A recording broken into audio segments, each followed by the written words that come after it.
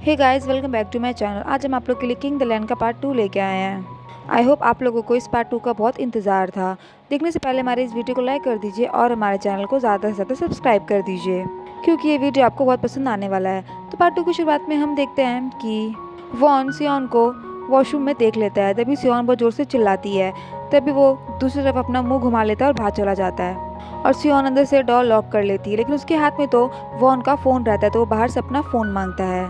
अब जैसे ही वो डोर ओपन करती है तभी वो सीधा जाके उसके गले ही मिलती है। अब जब वॉन सियोन को देखता है तो वो समझ जाता है कि ये तो वही लड़की है जो उस दिन मेरे पे इतना चिल्ला के गई थी।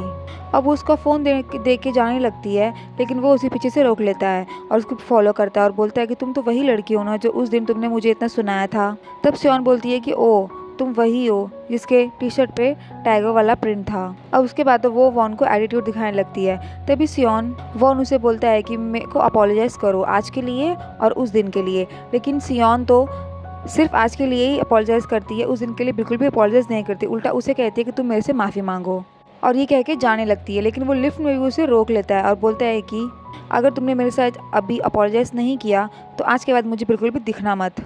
और लिफ्ट में भी उसे जाने नहीं देता है, खुद चला जाता है as a guest.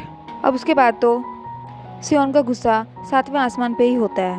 Next scene में हम देखते हैं कि वॉन कंपनी अपना होटल ज्वाइन कर लेता है। तभी वो मिसेस गू के पास अपना रेज्यूमे लेके जाता है और तभी वो वॉन से फैमिली रजिस्टर भी मांगती है, लेकिन उसके पास नहीं होता है क्योंकि वो उसका फैमिली मेंबर होता है। फिर भी वो बोलती है कि कंपनी के कुछ रूल्स है जो तुम्हें फॉलो करने होंगे। उधर हम देखते हैं कि किम सैंग के पास आती है और वो उसे बोलती है कि आज के सेरेमनी की मैं होस्ट करने वाली हूँ। मैं बहुत ज़्यादा नर्वस हूँ, लेकिन फिर भी मैं होस्ट करूंगी। अब सैंग उसे उस चीज़ के लिए कांग्रेचुलेशन बोलता है और उसे डिनर के लिए भी इनवाइट करता है सबके साथ। अब किम तो ये सुन के बहुत ज़्यादा खुश हो जाती है। उधर हम देखते हैं कि उधर सैंग अपने बॉस वॉन को बोलता है कि आज सेरेमनी के बाद उसके लिए एक डिनर ऑर्गेनाइज किया गया है कंपनी के बोर्ड्स ऑफ डायरेक्टर्स के साथ और सारे वीआईपीज के साथ, तो उसे वहाँ जाना है। लेकिन वो वहाँ जाने से मना कर देता है। और जब वो पूछता है कि किसने ऑर्गेनाइज किया है तब उसे सैंग बताता है कि कंपनी के चेयरमैन है, यानी कि उसने डैड ने। अब उसे जाना ही पड़ता है। नेक्स्ट सीन में हम देखते हैं कि वहाँ पे एक सेरेमनी होता है क्योंकि किंग होटल का न्यू हेड मैनेजर कोई बना होता है और वो कोई और नहीं वॉन ही बना होता है। उसी के लिए एक सेरेमनी ऑर्गेनाइज किया जाता है जिसको होस्ट कर रही होती है किम, जो रिसेप्शनिस्ट की मैनेजर होती है, स्टाफ की रिप्रेजेंटेटिव। और वहाँ पे शिजॉन का ये काम रहता है कि वो स्टेज पे आके उसी न्यू हेड मैनेजर को फ्लावर्स यानी कि बुके देगी। अब जब किम अनाउंस करती है अपने हेड मैनेजर को तभी वॉन अंदर आता है और जैसे ही सियोन वॉन को देखती है उसका तो मुंह एकदम खुला के खुले रह जाता है कि ये है हमारे कंपनी का न्यू हेड मैनेजर। और उसके बाद से तो उसे बहुत डर लगता है। वो उस फ्लावर बुके से ही अपना मुंह छुपाने लगती है ताकि वो उसे देख ना ले।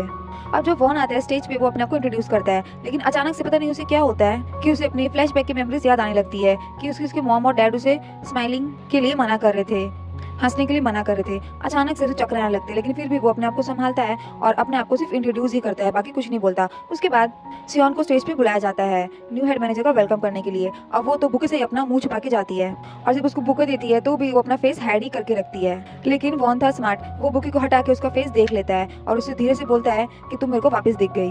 अब वो जैसे ही बुके लेने जा रहा होता है वो तुरंत तालियां बजाती है और बात को वापस संभाल लेती है। अब नेक्स्ट सीन में वॉन अपने असिस्टेंट और सियोन दोनों को ही ऑफिस में बुलाता है और तभी वो सियोन से बहुत सारे क्वेश्चंस करता है। तभी सियोन बताती है कि उस दिन जिम में जो तुमने मेरे साथ मिसबिहेव किया था वो एकदम भी सही नहीं था और तुमने जो लेटर में लिखा था साथ ही साथ तुमने मेरे को अपने रूम की कीज भी दी थी एज ए टिप, तो ये चीज़ बहुत गलत था। अब ये चीज़ सुन के तो वॉन बोलता है कि ये सब किसने किया, मैंने ऐसा कुछ भी नहीं किया है, तुमको बहुत बड़ी मिसअंडरस्टैंडिंग हुई है, मैं ऐसा क्यों करूंगा। और तभी सियोन बोलती है कि तुमने ही वो टाइगर वाली प्रिंट की टी शर्ट्स पहन रखी थी। तभी वॉन बोलता है कि अब जो लोग उस टाइगर वाली प्रिंट की टी शर्ट पहने क्या तुम सबको ही ब्लेम करोगी।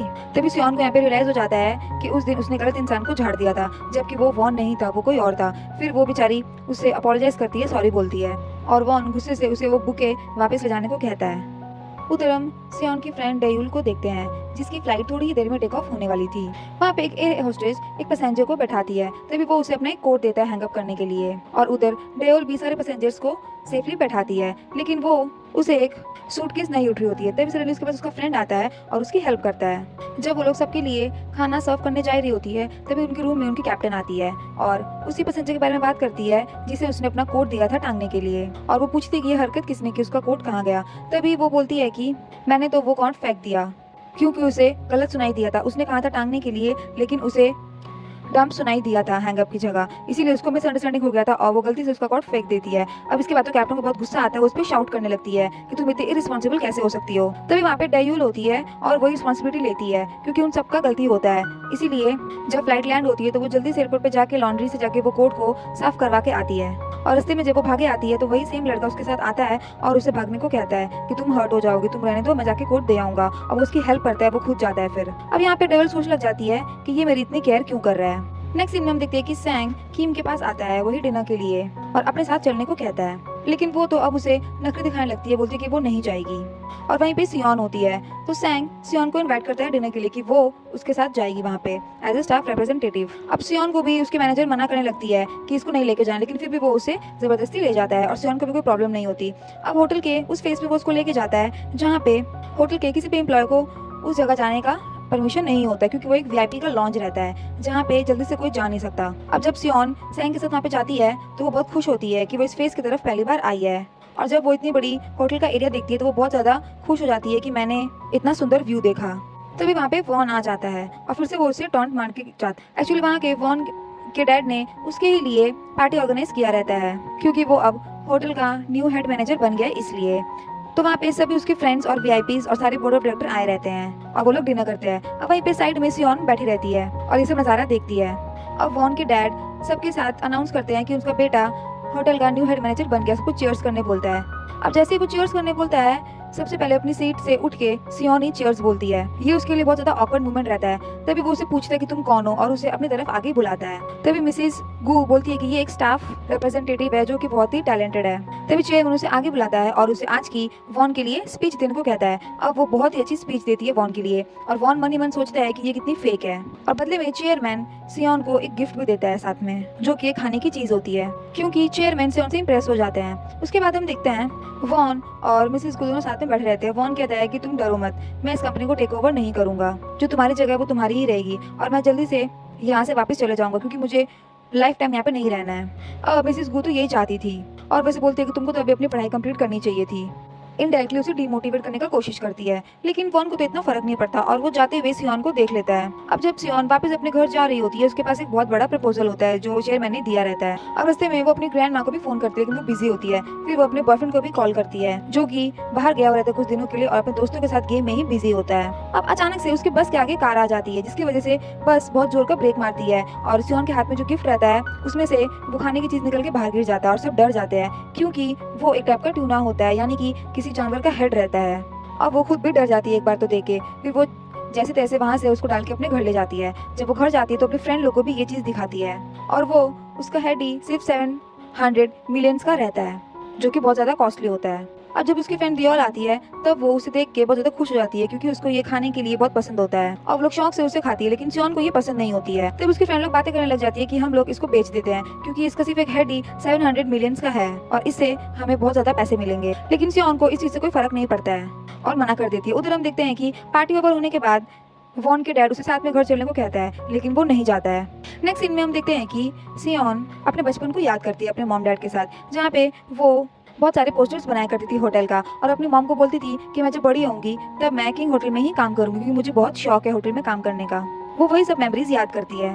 उधर हम देखते हैं कि डेयूल अपनी शॉप में जाती है और वहाँ पे उसकी सारी फ्रेंड्स उसे कांग्रेचुलेट करती है क्योंकि वो अभी शॉप की मैनेजर बन चुकी होती है, उसको प्रमोशन हुआ रहता है और वहाँ पे वो अपनी शॉप में सारे लोगों को बहुत अच्छे से डील करती है। नेक्स्ट सीन में हम देखते हैं कि सियोन के पास एक लेडी रहती है आती है जो कि बहुत ज्यादा पॉपुलर होती है और एक्ट्रेस होती है एक, उसका नाम मो सियोंग रहता है।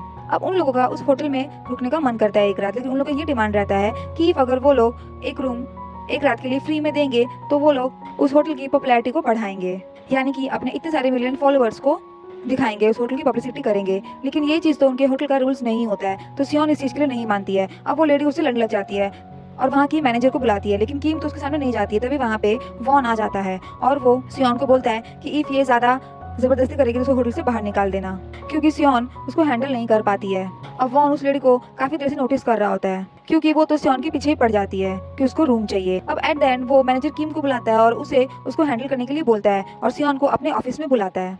अब जब वो ऑफिस में आती है तो वो उसे बोलता है कि तुम एक लेडी को हैंडल नहीं कर पा रही थी। तभी सियोन उसे जवाब में बोलती है कि मुझे सबको स्माइल के साथ ही डील करना पड़ता है और मेरी यही रिस्पॉन्सिबिलिटी है, तो मैं अपने हिसाब से डील कर रही थी। अब उसके बाद वो एक इंटरव्यू के बारे में उससे बात करने लग जाते जो सियोन को पता नहीं होता है कि किस इंटरव्यू के बारे में बात कर रहा है। तभी वो अपने असिस्टेंट सैंग को बुलाता है, फिर वो उसे बताता है कि ये प्रपोजल मैंने अभी तक सियोन को नहीं बताया है। अब सियोन तो यहाँ पे गलती समझ लेती है कि ये लोग किस वॉर के बारे में बात कर रहे हैं। तभी सैंग उसे समझाता है कि उसको वॉन के साथ एक लाइव प्रमोशन शो करना है जिसका वीडियो शूट होगा और इसके लिए तुम्हें स्क्रिप्ट दी जाएगी, तुम्हें वो पढ़ना है। अब इस चीज के लिए तो सियोन पहले मना करने लगती है कि वो मिस्टर वॉन के साथ वो शो नहीं करेगी, बट एट द एंड वो मानी जाती है, स्क्रिप्ट मांगने लगती है कि मुझे दिखाओ स्क्रिप्ट क्या है। उसके बाद वहाँ से चली जाती है।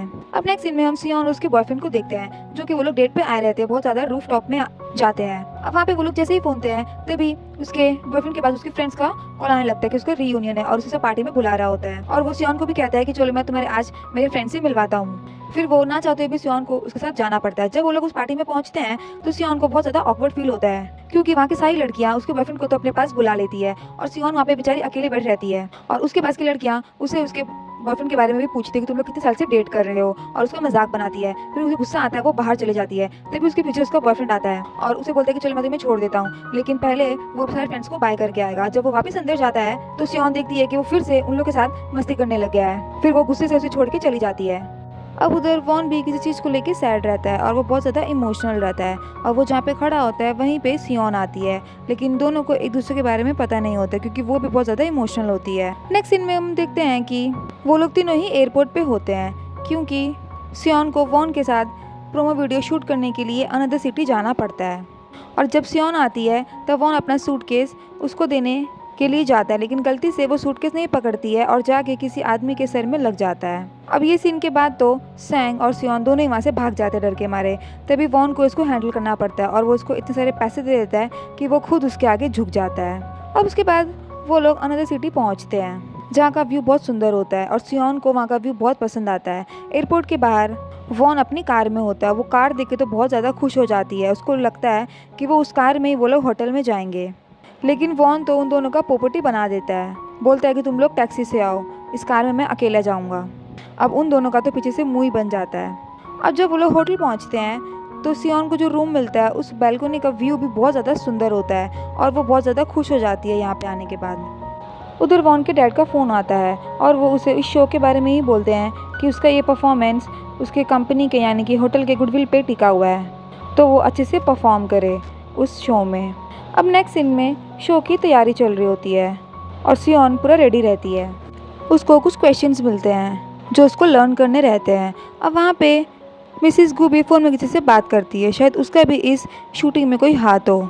इधर हम देखते हैं कि शूटिंग के लिए सियोन पूरा रेडी हो जाती है और उधर से वॉन भी इस शूटिंग के लिए आता है।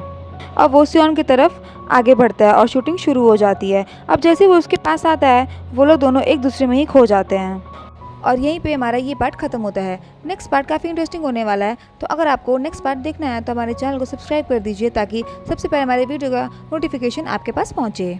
और आपको ये ड्रामा कैसा लग रहा है आप हमें कमेंट करके ज़रूर बताएं। तब तक के लिए स्टे कनेक्टेड, बाय बाय।